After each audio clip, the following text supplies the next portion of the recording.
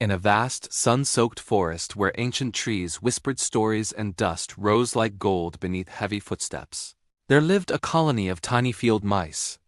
They were small, quick, and harmless, so harmless that every creature ignored them. But ignoring is not the same as respecting. One summer afternoon, the ground trembled like an earthquake. Leaves shook, birds fled, and then came the sound, heavy, thundering footsteps. An army of elephants marched through the forest toward a distant river. Their enormous bodies cast shadows over the land, and each step crushed bush branches, and anything too small to notice. The leader of the mice, a wise elder named Miru, squeaked urgently, "Hide! Into the holes! Quickly!" But the elephants paid no attention. They thundered straight over the mice's home, flattening burrows, collapsing tunnels, and scattering the tiny creatures everywhere. When the dust settled, the mouse village lay in ruins. Many mice cried, many were injured, and Miru's heart ached as he looked at the broken homes. "We must speak to them," he said. The younger mice trembled. "To the elephants? They won't even see us." Miru's eyes hardened with courage. "Then we will make them see us, together." The entire colony walked toward the elephants. Camp, thousands of tiny paws marching with surprising bravery. At the edge of the river, the elephants rested under the shade of tall trees. They were massive, intimidating, and utterly unaware of the destruction they had caused. Miru stepped forward and squeaked loudly, "O great elephants!" The elephant chief, Rajan, looked down with confusion. "Who calls me? I see no one." "We are here!" Miru shouted. Rajan finally spotted the tiny mouse standing bravely on a rock. "A mouse? What could you possibly want?" Miru bowed. "You are strong, we are small.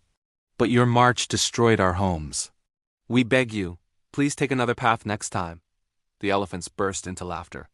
"Why should giants listen to creatures no bigger than our toes?" One mocked. Rajan smirked but said, "Very well. If it means so much to you, we will change our path." The mice sighed with relief. Days passed. Then one morning, chaos erupted.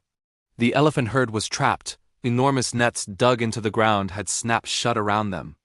Hunters from the nearby plains had set a trap, and now the mighty elephants were tied, tangled, and helpless. Rajan roared, "Help! Someone help us!" But no creature dared approach. Except one.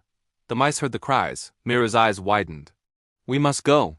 Now." "But they laughed at us," the young mice protested. Miru replied softly, "Kindness is not a trade. It is a duty." The mice rushed to the trapped elephants.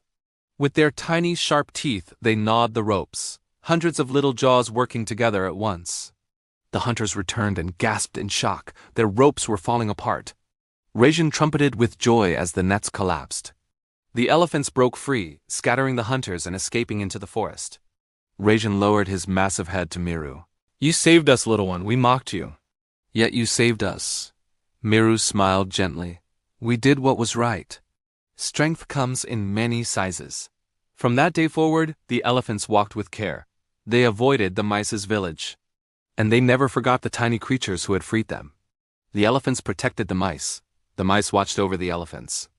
And the forest learned a new truth. Small does not mean powerless, especially when small stand together. Moral: unity makes the weak strong. Even the smallest can defeat the mighty when they stand together.